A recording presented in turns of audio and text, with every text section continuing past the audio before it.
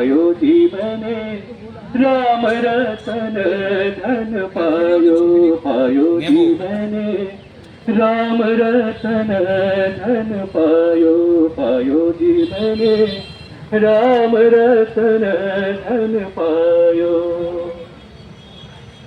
और कभी इसी बेटी बन के याद आता है तू सबसे जान सुबह तेरी सबसे तेरी शाम तुझ पे दिल कुर्बान तू ही मेरी आरज़ू तू ही मेरी आरज़ू तू ही मेरी जान ऐ मेरे प्यारे वतन ऐ मेरे। যতই চেষ্টা করুক মোহনদাস করমচাঁদ গান্ধীর নামকে মুছে ফেলা ভারতবর্ষের কারুর মন থেকে, ভারতবর্ষের কোনো মানুষের দৃষ্টি থেকে মোহনদাস করমচাঁদ গান্ধীকে মুছে ফেলা যাবে না। কারণ মোহনদাস করমচাঁদ গান্ধী তিনি চেয়েছিলেন যে গ্রাম স্বরাজ, রাম রাজত্ব। আজকে কি একটা অন্য নাম ফাম দিয়ে 100 দিনের কাজ থেকে মহাত্মা গান্ধীর নামকে উঠিয়ে দিল এবং গ্যারেন্টির যে কাজ ছিল সেটাকেও তুলে দিল। এরা আসল কথা গডসের ভক্ত, গডসের গলায় মালা পরায়, এরা গডসের জয়ধ্বনি দেয়, এরা মনুবাদিতে বিশ্বাস করে, বৌদ্ধবাদে বিশ্বাস করে না। এরা ভয় পায় মোহনদাস করমচাঁদ গান্ধীকে। কিন্তু যখন বিপদে পড়ে, নূপুর শর্মা যখন আজে বাজে কথা বলে দিল, সারা ভারতবর্ষকে ব্যান্ড করে দিচ্ছে, গল্ফ ক্লান্তিতে এক্সপোর্ট ইম্পোর্টের সব যখন বন্ধ হয়ে যাচ্ছে, তখন মোহনদাস করমচাঁদ গান্ধীর নাম নিয়ে, এবং আপনারা জানেন যে সেই সময় জওহরলাল নেহরুর নাম নিয়ে ট্রেডের যে দরজা সেটা খোলা রাখতে পেরেছিল। আজ এই মোহনদাস করমচাঁদ গান্ধী মানে কে? যিনি বলেন যে ভয় পেও না, যে কথাটা রাহুল গান্ধী বলেন ডরো মাত ডরাও মাত, এই মোহনদাস করমচাঁদ গান্ধীর থেকেই শেখা। তিনি বলতেন অন্যায় করেছো স্বীকার করে নাও।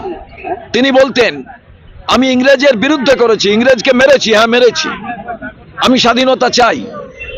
এই মোহনদাস করমচাঁদ গান্ধী প্রথম বিশ্বের মাঝে নিয়ে এলেন নিজে না খেয়ে, তার নাম হলো অনশন। যে অনশনের মধ্যে দিয়ে তিনি প্রতিবাদে মুখরিত হলেন, নিজেকে কষ্ট দিয়ে অসহযোগ করলেন। অসহযোগ মানে তোমাকে আমি সহযোগিতা করব না, তার মধ্যে দিয়ে প্রতিবাদ, হিংসা নয়। সেই মানুষটিকে যিনি গ্রামের পঞ্চায়েত ব্যবস্থার মধ্যে দিয়ে পূর্ণ স্বরাজ দেখতে চেয়েছিলেন। পূর্ণ স্বরাজ মানে কি? অর্থনৈতিক স্বাধীনতা, মেয়েরও অর্থনৈতিক স্বাধীনতা হবে, যে কোনো মানুষের অর্থনৈতিক স্বাধীনতা হবে, এবং চেয়েছিলেন হচ্ছে সমাজের বন্ধতা কাটুক। আজকে অর্থনৈতিক স্বাধীনতা মানে গ্রামের লোকেরা, গরিব লোকেরা যে কাজ করতেন সেই কাজকে বন্ধ করে দিয়ে আজ সব গরিব মানুষেরা শহরের দিকে তারা চলে আসবেন। এই যে জায়গাটা, এরা গ্রাম্য অর্থনীতির ক্ষতি করলেন, বাংলার ক্ষতি করলেন। আমরা যেদিন ক্ষমতায় আসব আবার মোহনদাস করমচাঁদ গান্ধীর নাম লেগে যাবে। ইন্দিরা গান্ধীর সেই ভারত, সেই জওহরলাল নেহরুর ভারত, আর সোনিয়া গান্ধীর স্বপ্ন, মনমোহন সিং প্রধানমন্ত্রীর নেতৃত্বে রাজীব গান্ধীর সমস্ত মানুষ গ্রামে কাজ পাক। আর সেদিন ইউপিএ 1 আমাদের শরিক, বামফ্রন্ট দলও ছিল সঙ্গে। কমন মিনিমাম প্রোগ্রামের মধ্যে দিয়ে এই 100 দিনের কাজ হয়েছিল। বিশ্বের ইতিহাসে বিরলতম ঘটনা, সাদা কাগজের ওপরে গ্যারান্টিযুক্ত কাজ, যা বাংলার অর্থনীতিকে শক্তিশালী করবে।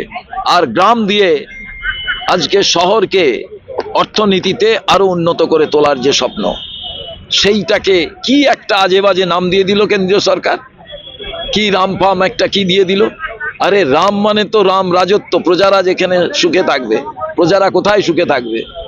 প্রকল্প আপনি ঠিক করবেন, 40% রাজ্য দেবে, 60% আপনি দেবেন। আগে 90% কেন্দ্র দিত, 10% দিত হচ্ছে রাজ্য। আজকে প্রকল্প ঠিক করতো গ্রামের মানুষ।